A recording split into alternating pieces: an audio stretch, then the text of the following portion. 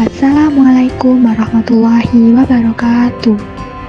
Halo semuanya, perkenalkan nama saya Herina Dwi Nurmala dengan NIM 859001206 dari program studi pendidikan guru sekolah dasar dengan UP PBJ Jember. Pada video kali ini, saya ingin berbagi tentang pelajaran dari proses lahirnya Pancasila. Kisah luar biasa bagaimana para pendiri bangsa membangun dasar negara dengan semangat persatuan, musyawarah, dan toleransi. Awal mula perumusan dasar negara terjadi saat dibentuknya Badan Penyelidik Usaha-Usaha Persiapan Kemerdekaan Indonesia atau disebut BPUPKI. Lembaga ini dibentuk oleh Jepang pada tanggal 29 April 1945 untuk mempersiapkan kemerdekaan Indonesia. Dalam sidang pertama yang berlangsung pada 29 Mei sampai dengan 1 Juni 1945, para tokoh bangsa menyampaikan gagasannya tentang dasar negara. 3 tokoh utama tampil dengan pandangan mereka yaitu Muhammad Yamin, Profesor Dr. Supomo, dan Insinyur Soekarno. Pada tanggal 1 Juni 1945, Soekarno menyampaikan pidatonya.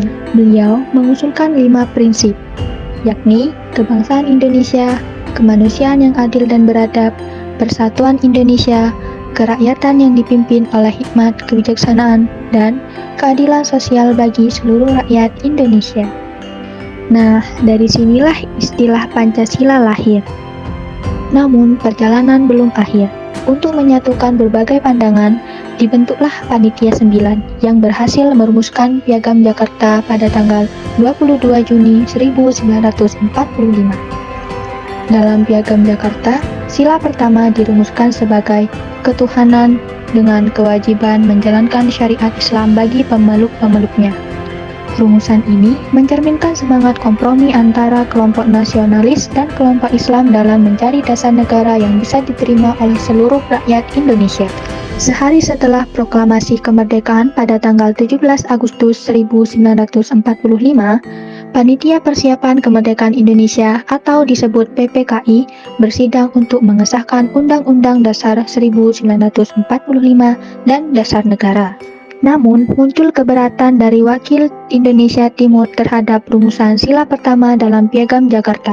Demi menjaga persatuan bangsa yang baru lahir, kalimat yang berisi dengan kewajiban menjalankan syariat Islam bagi pemeluk-pemeluknya diubah menjadi ketuhanan yang Maha Esa. Perubahan ini menunjukkan kebesaran jiwa dan semangat toleransi para pendiri bangsa.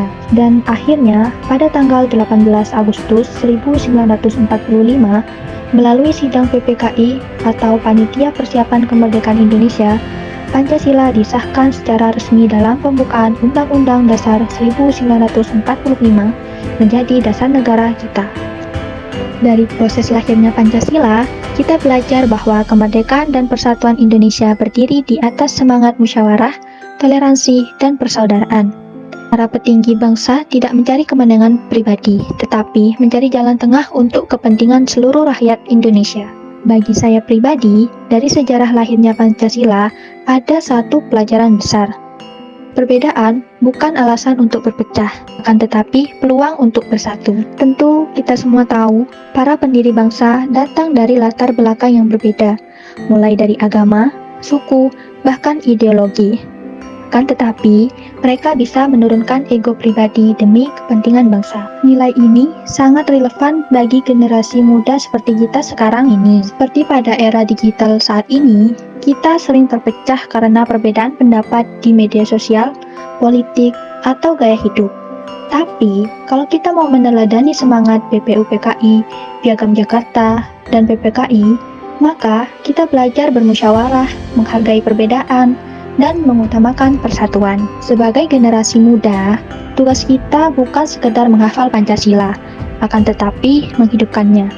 Dalam cara kita bergaul, berpendapat, dan berbuat baik untuk sesama. Itulah pelajaran dari sejarah lahirnya Pancasila, bahwa kemerdekaan dan persatuan lahir dari semangat gotong royong dan toleransi. Sekian dan terima kasih. Saya pamit undur diri. Wassalamualaikum warahmatullahi wabarakatuh.